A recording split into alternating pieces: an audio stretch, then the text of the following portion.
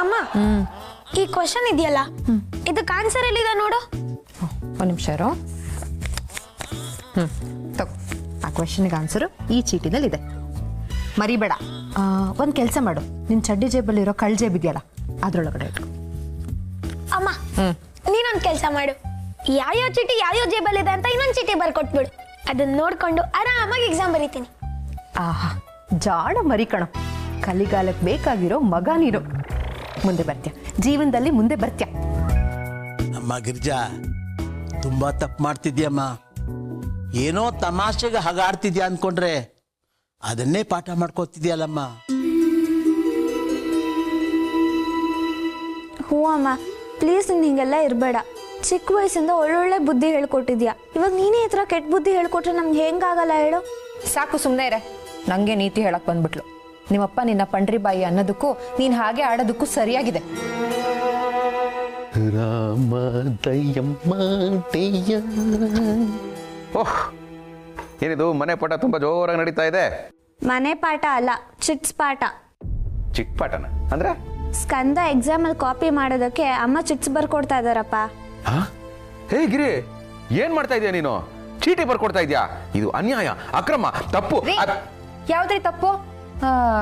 ಪಾಪ ಪ್ರತಿ ವರ್ಷ ನನ್ನ ಮಗ ಪ್ರಾಮಾಣಿಕವಾಗಿ ಹೋಗಿ ಎಕ್ಸಾಮ್ ಬರೀತಿದ್ದ, ಆದ್ರೆ ಫೇಲ್ ಆಗಿ ಬರ್ತಿದ್ದ. ಈಗ ನೋಡಿ ಚೀಟಿ ಬರ್ಕೊಡ್ತಿದ್ದೀನಿ, ನನ್ನ ಮಗ ಫಸ್ಟ್ ರ್ಯಾಂಕ್ ಬರ್ತಾನೆ. ಹೌದಮ್ಮ, ಫಸ್ಟ್ ರ್ಯಾಂಕೇ ಬರ್ತೀನಿ. ಮುಚ್ಚ ಬಾಯಿ ಬಡವಾ. ರೇ, ಇವನು ಬಡವ ಆಗದೆ ಇರ್ಲಿ ಅಂತಾನೆ ಈ ತರ ಟ್ರೈನಿಂಗ್ ಕೊಡ್ತಿರೋದು. ನಿಮ್ಗೊಂದು ಎಕ್ಸಾಂಪಲ್ ಕೊಡ್ತೀನಿ ಕೇಳಿ. ಸ್ವಲ್ಪ ದಿನದ ಹಿಂದೆ ಪೊಲೀಸ್ ಕೆಲಸಕ್ಕೆ ಅಂತ ಎಕ್ಸಾಮ್ ಮಾಡಿದ್ರು. ಪಾಪ ಎಲ್ಲರೂ ಕಷ್ಟಪಟ್ಟು ಎಕ್ಸಾಮ್ ಬರೆದ್ರು, ಆದ್ರೆ ಅದೇನೋ ಹಗರಣ ಅಂತ ಆಗಿ ಆ ಎಕ್ಸಾಮ್ನ ಕ್ಯಾನ್ಸಲ್ ಮಾಡಿಬಿಟ್ರು. ಪಾಪ ಕಷ್ಟಪಟ್ಟು ಓದಿ ಎಕ್ಸಾಮ್ ಬರ್ದಿರೋರಿಗೆ ಏನ್ ಸಿಕ್ತು? ನಾವು ಅಷ್ಟೆಲ್ಲ ಕಷ್ಟಪಟ್ಟರು ಏನೂ ಸಿಗ್ಲಿಲ್ವಲ್ಲ ಅನ್ನೋ ನೋವು ಸಿಕ್ತು. ಅದೇ ಕಾಪಿ ಹೊಡೆದು ಎಕ್ಸಾಮ್ ಬರೆದಿರೋರು, ಬಿಡು ಇನ್ನೊಂದ್ಸಲ ಎಕ್ಸಾಮ್ ಬರುತ್ತೆ ಆಗ್ಲೂ ಅದನ್ನೇ ಮಾಡಿದ್ರಾಯ್ತು ಅಂತ ನೆಮ್ಮದಿಯಾಗಿರ್ತಾರೆ. ಪಾಪ ನ್ಯಾಯವಾಗಿ ಎಕ್ಸಾಮ್ ಬರ್ದಿರೋರಿಗೆ ನೋವು, ಅನ್ಯಾಯ ಮಾಡಿದವ್ರಿಗೆ ನೆಮ್ಮದಿ. ಈಗ ಹೇಳಿ ಯಾವ್ದು ಬೆಟ್ರು? ಏನಮ್ಮ ಗಿರ್ಜಾ, ಅನ್ಯಾಯಕ್ಕೆ ಏನ್ ಚಿಂತ ಉದಾಹರಣೆ ಕೊಡ್ತಿದ್ಯಲ್ಲ. ಅಯ್ಯೋ, ಇದನ್ನೆಲ್ಲ ಎಲ್ಲಿಂದ ಕಲ್ತಿಯಮ್ಮ?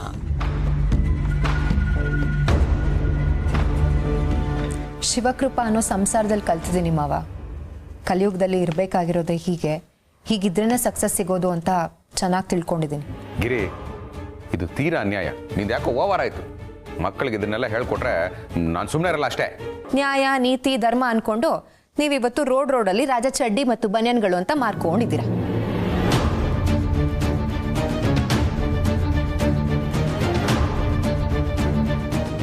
ಅಮ್ಮ, ಇದನ್ನ ಹೊರಗೂ ಹಾಕೋಬಹುದು ಅನ್ನೋದನ್ನ ಮರ್ತ್ಬಿಟ್ಟೆ. ಅಯ್ಯೋ ಸುಮ್ಮನೆ ಇರೋ. ಇವ್ರನ್ನೇ ಆ ಕಂಪ್ನಿಯಿಂದ ಯಾವಾಗ ಹೊರಗೆ ಹಾಕ್ತಾರೋ ಏನೋ. ಏನ್ರಿ, ಆಗ ನಿಮ್ಗೆ ಈ ನ್ಯಾಯ ನೀತಿ ಧರ್ಮ ಎಲ್ಲ ಸಹಾಯಕ್ಕೆ ಬರುತ್ತಾ? ಸುಮ್ಮನೆ ಕೊರಿಬೇಡಿ, ನನ್ನ ಮಾತು ಕೇಳಿ. ಕಲಿಯುಗದಲ್ಲಿ ಅನ್ಯಾಯವಾಗಿದ್ಕೊಂಡು ಸಕ್ಸಸ್ ತಗೊಳ್ಳಿ, ಸಕ್ಸಸ್.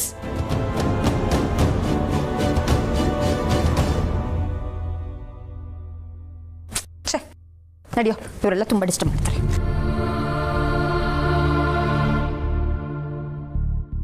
ಅಯ್ಯೋ ಭಗವಂತ, ಇದೆಲ್ಲಿಗೆ ಹೋಗಿ ಮುಟ್ಟುತ್ತೋ ಗೊತ್ತಿಲ್ವಲ್ಲ. ನೀನೇ ಕಾಪಾಡ್ಬೇಕಪ್ಪ. ಅಕ್ಕ, ಅರ್ಥ ಮಾಡ್ಕೊಳೆ. ನೀನ್ ಹೀಗೆಲ್ಲ ಬದಲಾಗಿರೋದು ಬಾವಂಗ್ ತುಂಬಾ ಬೇಜಾರಾಗಿದೆ. ಗೌರಿ, ನಾನ್ ಗಿರಿ ಕಣೆ. ಗಿರಿ ಅಂದ್ರೆ ಏನು? ನೀನು ಅಯ್ಯ, ಗಿರಿ ಅಂದ್ರೆ ಬೆಟ್ಟ ಅಂತ. ಬೆಟ್ಟನ ಕರಗಿಸೋದು ಅಷ್ಟು ಸುಲಭ ಅಲ್ಲ. ಅಕ್ಕ, ಹೀಗೆಲ್ಲ ಆಡ್ಬೇಡ. ಇದೆಲ್ಲ ಒಳ್ಳೇದಲ್ಲ.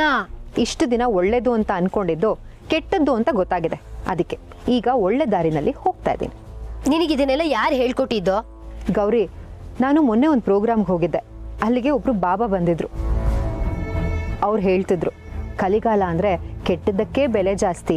ನಾವು ಚೆನ್ನಾಗಿರ್ಬೇಕು ಅಂದ್ರೆ, ಇನ್ನೊಬ್ರು ಎದುರುಗಡೆ ಹಣ ಆಸ್ತಿ ಅಂತಸ್ತು ಎಲ್ಲ ಸಂಪಾದನೆ ಮಾಡಬೇಕು ಅಂದ್ರೆ ಕೆಟ್ಟ ದಾರಿಲೇ ಹೋಗ್ಬೇಕು ಅಂತ. ಜನ ಅದನ್ನ ಕೆಟ್ಟ ದಾರಿ ಅಂತ ಹೇಳ್ತಾರೆ, ಆದ್ರೆ ದಾರಿನಲ್ಲಿ ಒಳ್ಳೇದು ಕೆಟ್ಟದು ಅಂತೆಲ್ಲ ಏನೂ ಇಲ್ಲ. ಸುಳ್ಳು ಹೇಳ್ಕೊಂಡು ಅನ್ಯಾಯ ಮಾಡ್ಕೊಂಡಿರೋರಿಗೆ ಸಕ್ಸಸ್ ಜಾಸ್ತಿ ಅಂತ ಹೇಳಿದ್ರು. ನನಗೂ ಯಾಕೋ ಅವ್ರು ಹೇಳಿದ್ ಸರಿ ಅಂತ ಅನ್ನಿಸ್ತು. ಅದಕ್ಕೆ ನಾನು ಅದನ್ನೇ ಫಾಲೋ ಮಾಡ್ತಿದ್ದೀನಿ. ನೀನು ಅಷ್ಟೆ, ನನ್ನ ಮಾತು ಕೇಳು, ನನ್ನ ದಾರಿಗೆ ಬಾ. ಇಲ್ಲ ಅಕ್ಕ, ನಾನು ಈ ಹಣ ಆಸ್ತಿ ಇದನ್ನೆಲ್ಲ ಅನುಭವಿಸಿದ್ದೀನಿ.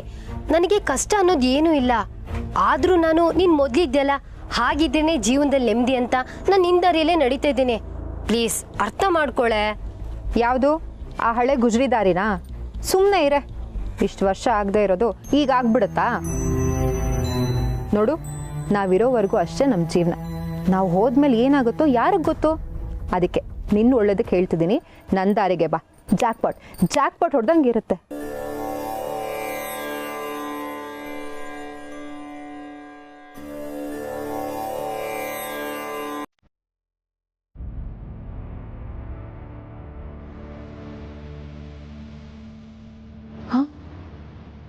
ಅಯ್ಯೋ, ಯಾರು ಇವರು?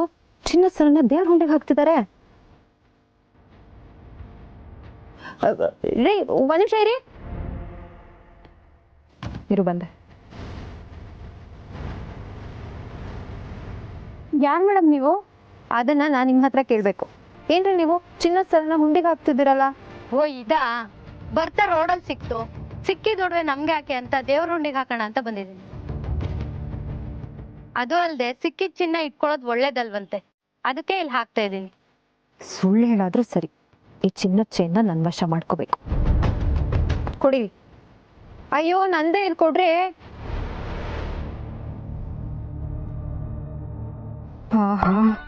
ಒಂದೇ ಒಂದು ಸುಳ್ಳಿಗೆ 15ರಿಂದ 20 ಗ್ರಾಮ್ ಇರೋ ಚಿನ್ನದ ಚೈನ್ ಸಿಕ್ತು. ಮೇಡಮ್, ನಿಜವಾಗ್ಲೂ ಈ ಚೈನ್ ನಿಮ್ದೇನಾ? ಅಯ್ಯೋ, ನಾನು ಯಾಕೆ ಸುಳ್ಳು ಹೇಳಿ? ಇದು ಕಳೆದೋಗ್ಬಿಟ್ಟಿತ್ತು. ಅದನ್ನ ಹುಡ್ಕೊಂಡೆ ನಾವು ಹೊರಟಿದ್ವಿ. ನೀವ್ ನೋಡಿದ್ರೆ ನನ್ ಚಿನ್ನದ ಚೈನ ಹುಂಡಿಗೆ ಹಾಕ್ತಾ ಇದ್ದೀರಾ? ಅಪ್ಪ ಭಗವಂತ, ಕೊನೆಗೂ ಕಳೆದೋಗಿರೋ ನನ್ ಚಿನ್ನದ ಚೈನ್ ಸಿಗೋ ಹಾಗೆ ಮಾಡ್ಬಿಟ್ಟೆಲ್ಲ. ಸಾಕಪ್ಪ.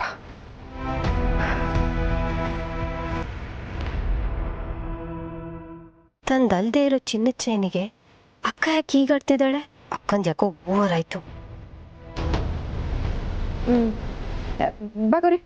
ಅಕ್ಕ ಬಾರೇ.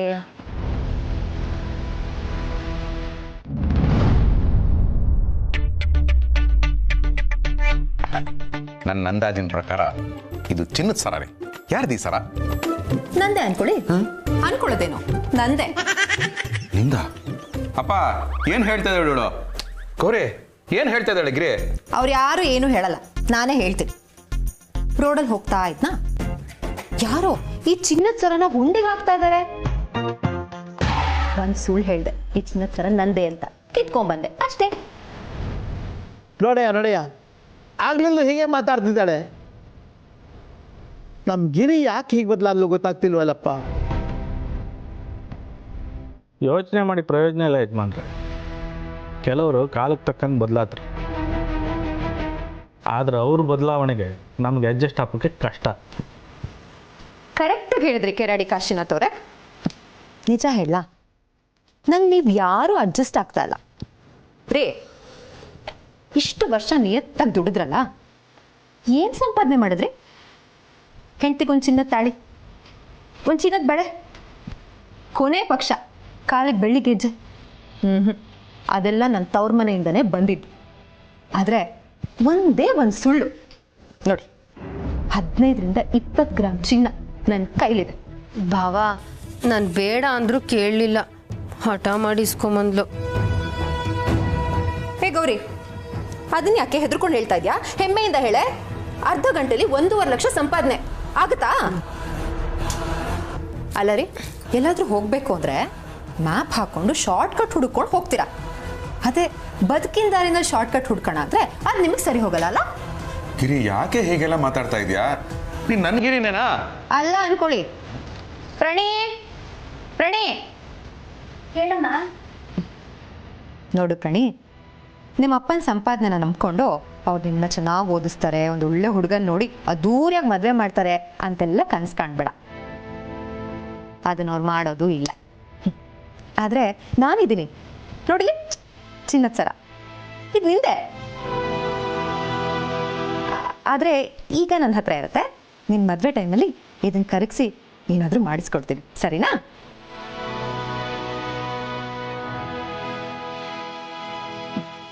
ಇನ್ಮೇಲೆಲ್ಲ ಹೀಗೆ ರೋಡಲ್ಲಿ ಏನೇ ಸಿಕ್ಕಿದ್ರು ಮೋಸ ಮಾಡಿದ್ರೂ ಪರವಾಗಿಲ್ಲ, ಸುಳ್ಳು ಹೇಳಿದ್ರೂ ಪರವಾಗಿಲ್ಲ, ಎತ್ಕೊಂಡು ಬರ್ತಾ ಇರೋದೆ.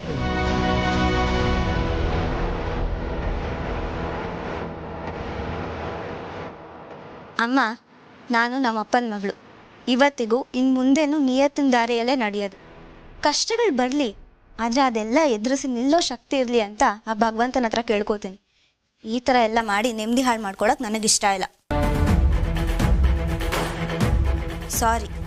ಏ ಅಯ್ಯೋ, ಅಮ್ಮ, ನೀನ್ ಬರ್ಕೊಟ್ಟಿರೋ ಚೀಟಿಯಿಂದ ಟೆಸ್ಟ್ ಅಲ್ಲಿ ಕಾಪಿ ಮಾಡಿ ಟೆಸ್ಟ್ ಬರ್ದು ಮ್ಯಾಮ್ ಕೊಟ್ಟೆ. ಅವರು ಅಲ್ಲೇ ಕರೆಕ್ಷನ್ ಮಾಡಿ ವೆರಿ ಗುಡ್ ಅಂತಾನು ಅಂದ್ರು.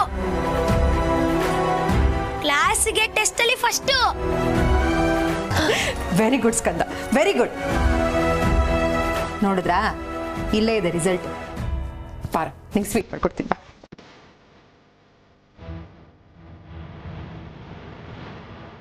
ಶಿವರೇ, ಇವರೇ ನಮ್ಮ ಗಿರ್ಜಮ್ಮ? ಅದೇ ನನಗೂ ಗೊತ್ತಾಗ್ತಾ ಇಲ್ಲ. ಅನ್ಯಾಯ ತಾಂಡವಾಡಬೇಕಾದ್ರೆ ನಮ್ಮ ಕೈಲೇನು ಮಾಡೋಕ್ಕಾಗಿಲ್ಲ ಅಂದರು. ಭಗವಂತನೇ ದಾರಿ ತೋರಿಸ್ತಾನೆ.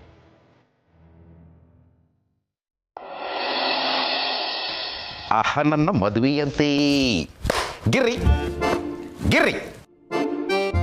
ರೀ, ಏನ್ರಿ ಇದು ಹಾರ ಹಾಕೊಂಬಂದ್ಬಿಟ್ಟಿದ್ದೀರಾ? ಯಾರಾದ್ರೂ ಸನ್ಮಾನ ಮಾಡಿದ್ರಾ? ಸನ್ಮಾನ ಅಲ್ಲ, ಸರ್ಪ್ರೈಸ್. ಆರತಿ ತಗೊಂಬಾ, ಗೊತ್ತಾಗುತ್ತೆ. ಆರ್ತಿ ಯಾಕೆ? ಭಾರತಿನ ಕರ್ಕೊಂಬಂದಿದ್ದು ಅದಕ್ಕೆ. ಅವ್ರು ಯಾರು? Let me introduce. ಭಾರತಿ, ಬಾರು ಬಾ. ರೀ, ಯಾರು ಇವರು? ಇವಳ ಹೆಸರು ಭಾರತಿ ಅಂತ. ನಾನು ಪ್ರೀತಿಯಿಂದ ಬಾರು ಅಂತ ಕರಿತೀನಿ. ಈಗಷ್ಟೇ ಫ್ರೆಶ್ ಆಗಿ ಮದುವೆ ಆಗಿದ್ದೀನಿ. ಅಯ್ಯೋ ದೇವ್ರೆ,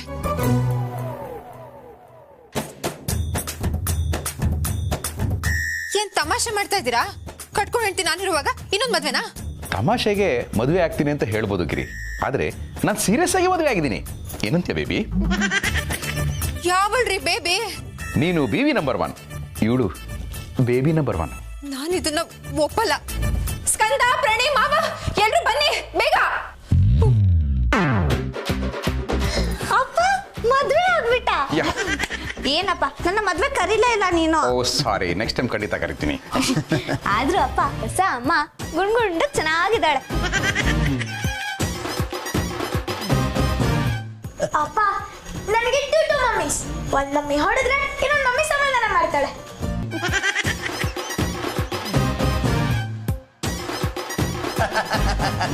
ಶಿವು, ತುಂಬಾ ಖುಷಿ ಆಯ್ತು ಕಣ. ಈ ಸೊಸೆ ಕಾಫಿ ಸಕ್ಕರೆನೇ ಹಾಕ್ತಿರ್ಲಿಲ್ಲ, ಆದ್ರೆ ಆ ಸೊಸೆ ಸಕ್ಕರೆಗೆ ಕಾಫಿ ಹಾಕ್ಬಿಡ್ತಾಳೆ. ಅಪ್ಪ, ಇವಳು ನಿನ್ನ ಸಕ್ಕರೆಯಲ್ಲಿ ಮುಳುಗಿಸ್ಲಿ ಅಂತಾನೆ ಮದುವೆ ಆಗಿದ್ದು. ಯಾಕೆ ಹೇಳು? ಇವಳು ಸ್ವೀಟ್. ಹೆಸರೇನಪ್ಪ? ಭಾರತಿ. ಭಾರತಿ. ಮಾವ, ಏನ್ ಹೇಳ್ತಿದ್ದೀರಾ ನೀವು? ತಾಳಿ ಕಟ್ಸ್ಕೊಂಡಿರೋ ಹೆಂಡತಿ ನಾನು ಇಲ್ಲಿರೋವಾಗ 2ನೇ ಮದ್ವೆ ಮಾಡ್ಕೊಂಡ್ ಬಂದಿದ್ದಾರಲ್ಲ, ಇದು ಅನ್ಯಾಯ ಅಲ್ವಾ? ಕಲಿಗಾಲದಲ್ಲಿ ನ್ಯಾಯಕ್ಕೆಲ್ಲಮ್ಮ ಬೆಲೆ ಇದೆ. ನೀನೊಳ್ಳೆ. ಕರೆಕ್ಟ್ ತಾತ, ಈ ಕಾಲದಲ್ಲಿ ವಿಲ್ಲನ್ ಆಗೇ ಇರ್ಬೇಕು, ಆಗ್ಲೇ ಬೆಲೆ.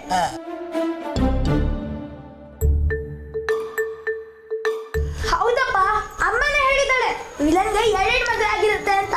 I like it daddy. ಹೇ, ಥ್ಯಾಂಕ್ ಯು ಮೈ ಸನ್. ಬಾವಾ, 2ನೇ ಮದ್ವೆನಾ? ಎಲ್ಲಿ ಸ್ವೀಟ್? ಇವಳೇ ಸ್ವೀಟು. Glad to meet. ಹೇ ಗೌರಿ, ನನ್ನ ಸಂಸಾರ ಇಲ್ಲಿ ಹಾಳಾಗ್ತಿದೆ. ಗ್ಲಾಡ್ ಟು ಮೀಟು, ಸ್ವೀಟು ಅಂತೆ.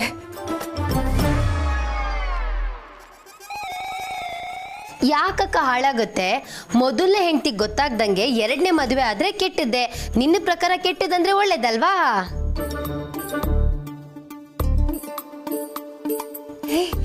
ಹಾಗಂತ ನನ್ ಗಂಡನ ಇವಳ ಜೊತೆ ಹಂಚ್ಕೋಬೇಕಾ? ಹಂಚ್ಕೊಳ್ಳೋದೇನು ಬೇಡಗಿರಿ, ನಾನು ಪೂರ್ತಿಯಾಗಿ ಇವಳಿಗೇನೆ ಅಲ್ವಾ ಬೇಬಿ?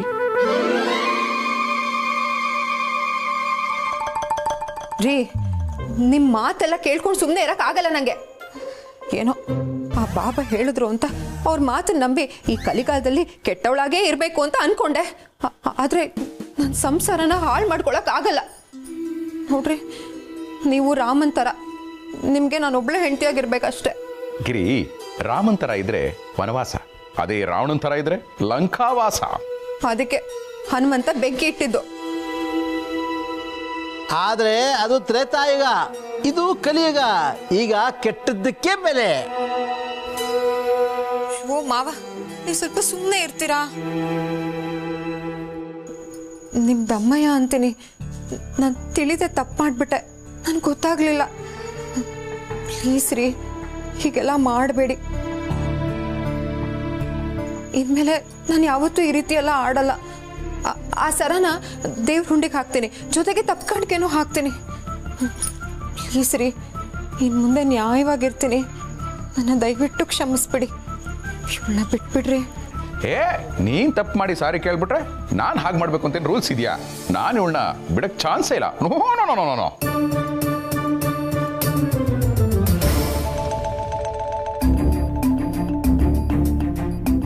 ಬಿಡಬೇಡ. ಬಿಡಲ್ವಾ ನೀವು? ಹೇಗ್ ಬಿಡಿಸ್ಬೇಕು ಅಂತ ನನಗೆ ಚೆನ್ನಾಗಿ ಗೊತ್ತು. ಈ ಕಡೆ ನೋ. ಯಾರೇ ನೀನು? ನನ್ನ ಗಂಡನೇ ಮದ್ವೆ ಆಗ್ತೀಯಾ? ನೀನು ಇಲ್ಲೇ ತುಳಿದು ಊದಾಡ್ತೀನಿ. ಕಾಶವ್ರೆ, ನೀವಾ? ಹೌದು, ನಾನೇ. ಮತ್ತೆ ನಿಜವಾಗ್ಲೂ ಮದುವೆ ಆಗ್ಬಿಟ್ಟೆ ಅಂತ ಅನ್ಕೊಂಡ್ಯಾ? ಗಿರಿ, ಕಷ್ಟ ಬರಲಿ ಸುಖ ಬರಲಿ, ಯಾವುದೇ ಕಾರಣಕ್ಕೂ ನಾವು ನಮ್ಮತನನ ಬಿಟ್ಕೊಡ್ಬಾರ್ದು. ನಾವು ಮನುಷ್ಯರು ತಾತ್ಕಾಲಿಕ ಸುಖಕ್ಕೋಸ್ಕರ ಮನುಷ್ಯತ್ವನ ಬಿಟ್ಟು ಬದುಕಬಾರ್ದು. ನಿನಗೆ ಬುದ್ಧಿ ಬರಲಿ ಅಂತಾನೆ ನಾವೆಲ್ಲರೂ ಸೇರಿ ಈ ನಾಟಕ ಮಾಡಿದ್ವಿ.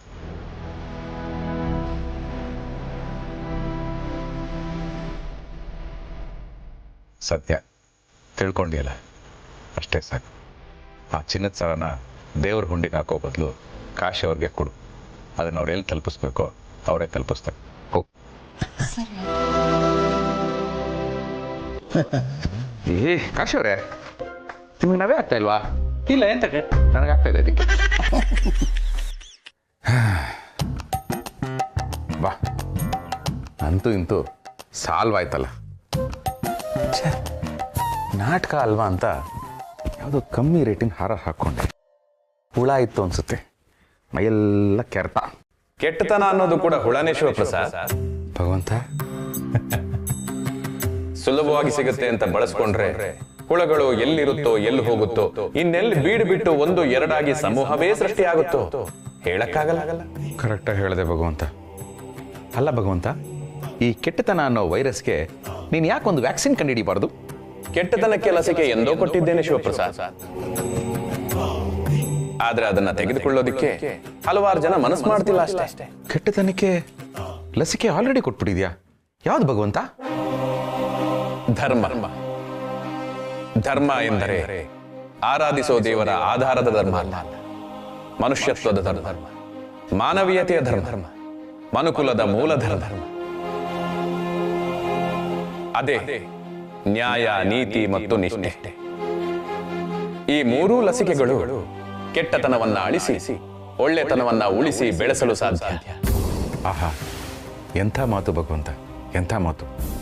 ಗಿರಿ ಕಲಿಗಾಲದಲ್ಲಿ ಕೆಟ್ಟತನಕ್ಕೆ ಮಾತ್ರ ಬೆಲೆ, ಎಲ್ಲರೂ ಕೆಟ್ಟವರಾಗೇ ಇರಬೇಕು ಅಂತ ಹೇಳಿದಾಗ್ಲೆಲ್ಲ ನನಗೊಳಗೆ ಏನು ಉತ್ತರ ಕೊಡಬೇಕು ಅಂತಾನೆ ಗೊತ್ತಾಗ್ತಾ ಇರಲಿಲ್ಲ. ಆದರೂ ಅವಳು ಹೇಳೋದು ಒಂದು ರೀತಿ ಸರಿ ಅಂತನೂ ಅನಿಸ್ತಾ ಇತ್ತು. ಬಟ್ ಏನೇ ಆದರೂ ಕೆಟ್ಟತನ ಪಾಲಿಸೋದಕ್ಕೆ ನನ್ನ ಮನಸ್ಸು ಯಾಕೋ ಒಪ್ತಾನೆ ಇರಲಿಲ್ಲ. ಅವಕಾಶ ಇದ್ದಾಗ ಯಾರು ಬೇಕಾದ್ರೂ ತಪ್ಪು ಮಾಡಬಹುದು ಶಿವಪ್ರಸಾದ್, ಕೆಟ್ಟವರಾಗಬಹುದು. ಆದ್ರೆ ಅವಕಾಶ ಇದ್ದಾಗ ಎಡವುದೇ ಇದ್ದವರು ಉತ್ತಮ. ನೀನು ಉತ್ತಮರಲ್ಲಿ ಸರ್ವೋತ್ತಮ. ಅದಕ್ಕೆ ತಾನೇ ನಿನ್ ಸ್ನೇಹ ಬಯಸಿ ನಾನು ಬಂದಿದ್ದು. ಅದು ನನ್ನ ಭಾಗ್ಯ ಭಗವಂತ, ನನ್ನ ಭಾಗ್ಯ. ನೀನು ಹೇಳಿದ ಹಾಗೆ ಅಂತರಾತ್ಮದ ಮಾತು ಕೇಳ್ಕೊಂಡಿದ್ರೆ ಕೆಟ್ಟತನ ಮಾಡೋ ಅವಕಾಶ ಇದ್ರೂ ಮಾಡೋ ಅನಿಸಿಕೆ ಕೂಡ ಬರೋದಿಲ್ಲ. ಒಟ್ಟಿನಲ್ಲಿ ಜಗತ್ತಲ್ಲಿರೋ ಎಲ್ಲರೂ ಒಳ್ಳೆಯವರಾಗ್ಬಿಟ್ರೆ ಎಷ್ಟು ಚೆನ್ನಾಗಿರುತ್ತೆ ಅಲ್ವಾ? ಆ ದಿನಕ್ಕೆ ನಾನು ಕೂಡ ಕಾಯ್ತಾ ಇದ್ದೀನಿ ಶಿವಪ್ರಸಾದ್.